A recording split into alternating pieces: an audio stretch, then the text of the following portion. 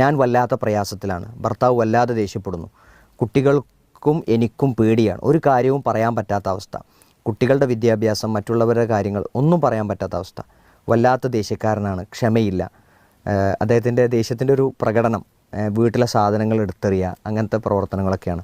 ഇതിന് പരിഹാരമുണ്ടോ പ്രതീക്ഷയോടെ?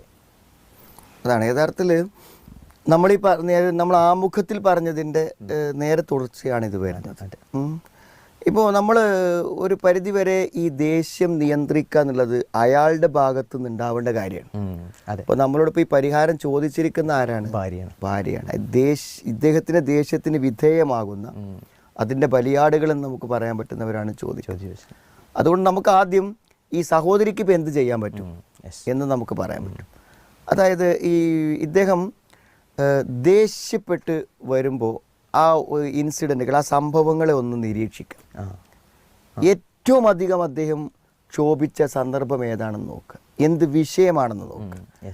അപ്പോൾ മിക്കവാറും നമ്മളത് പരിശോധിക്കുന്ന സമയത്ത് അദ്ദേഹത്തിൻ്റെ എന്തെങ്കിലും തകരാറുകളെ ചൂണ്ടിക്കാണിക്കുകയും അല്ലെങ്കിൽ അദ്ദേഹത്തിന് പല നിർദ്ദേശങ്ങൾക്കും നമ്മൾ എതിരഭിപ്രായം പറയുകയോ അതേപോലെ തന്നെ എന്തെങ്കിലും അദ്ദേഹത്തിൻ്റെ പ്രവർത്തനങ്ങൾ നമ്മൾ ചോദ്യം ചെയ്യുന്ന പോലെ അദ്ദേഹത്തിന് ഫീൽ ചെയ്യുകയോ ഒക്കെ ചെയ്യുമ്പോഴാണ് പലപ്പോഴും ഈ ദേഷ്യം അനിയന്ത്രിതമായിട്ട് വരിക. ദേഷ്യം ഓൾറെഡി അയാളുടെ ഉള്ളിലുള്ളതാണ്, പക്ഷെ അത് പുറത്തേക്ക് വരാനുള്ള സാഹചര്യങ്ങൾ ഉണ്ടാക്കണം. അതുകൊണ്ടാണ്. അപ്പോൾ അങ്ങനത്തെ ചില സന്ദർഭങ്ങൾ കണ്ടിട്ട് എന്ത് ചെയ്യുക, അതിനെ അവോയ്ഡ് ചെയ്യുക എന്നുള്ളതാണ് ഏറ്റവും പ്രധാനപ്പെട്ട കാര്യം. അതേപോലെ തന്നെ ചില സന്ദർഭങ്ങളിൽ ദേഷ്യം കൂടും. ഇപ്പോൾ ജോലി കഴിഞ്ഞ് വരുന്ന ഉടനെ, ജോലിയൊക്കെ ക്ഷീണിച്ച് വരുന്ന സമയത്ത് നമ്മൾ എന്തെങ്കിലും പറയുമ്പോൾ ദേഷ്യം എന്ത് ചെയ്യും, കൂടും.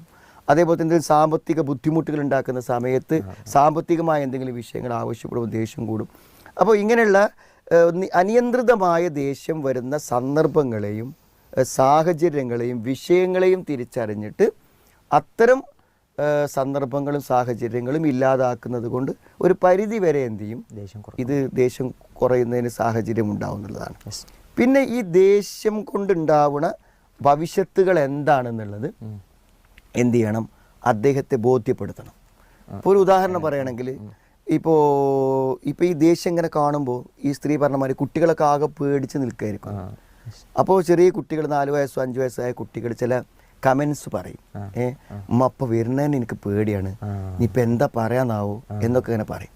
അപ്പോൾ അങ്ങനത്തെ കമൻസൊക്കെ എന്ത് ചെയ്യാം, അദ്ദേഹം ശാന്തമായ ഒരു സമയത്ത് എന്ത് ചെയ്യാം, പറയാം. ഇപ്പോൾ മോൻ ഇന്നലെ പറയുന്നുണ്ട്, ഇപ്പോൾ വരുന്നതന്നെ പേടിയാണ് പറയുന്നുണ്ട്, ഇന്നലത്തെ ആ സംഭവം ഉണ്ടായിട്ട് കേൾക്കാറും എന്താണ്, അപ്പോൾ അവനൊരു പേടിയുണ്ട് എന്ന് അദ്ദേഹത്തിനെ എന്താണ് ചോദ്യം ചെയ്യുകയോ ഉപദേശിക്കുകയോ ചെയ്യാത്ത രൂപത്തിൽ എന്താണ് അദ്ദേഹത്തിൻ്റെ ദേഷ്യം കുടുംബത്തിൽ വളരെ വലിയ പ്രശ്നങ്ങൾ ഉണ്ടാക്കുന്നുണ്ട് എന്നെന്ത് ചെയ്യാം, അദ്ദേഹത്തെ ബോധ്യപ്പെടുത്താവുന്ന സംഭവങ്ങൾ പറയാം.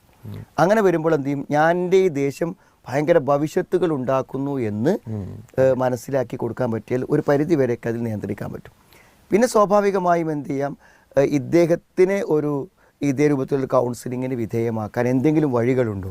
ഒന്നില്ല, ഇപ്പോൾ ഈ വൈഫിന് ഒരു ടെൻഷൻ വരുന്നുണ്ട്, ഇപ്പോൾ ഇദ്ദേഹം ദേഷ്യപ്പെടുമ്പോൾ അവർ ഭയങ്കര ഭയത്തിലാണ് ജീവിക്കുന്നത്. അപ്പോൾ അതിലൊരു പരിഹാരം എന്ന നിലയ്ക്ക് സംസാരിക്കാൻ വേണ്ടി പോകുമ്പോൾ അദ്ദേഹത്തോട് സംസാരിക്കാൻ പറ്റും. ഇങ്ങനെയൊക്കെയുള്ള ചില വഴികളാണുള്ളത്. കാരണം ഈ ദേഷ്യമുള്ള വ്യക്തിയാണ് അതിന് ചികിത്സ തേടേണ്ടത്. അതല്ലാതിരിക്കുമ്പോൾ നമുക്ക് പരിമിതികളുണ്ടല്ലോ.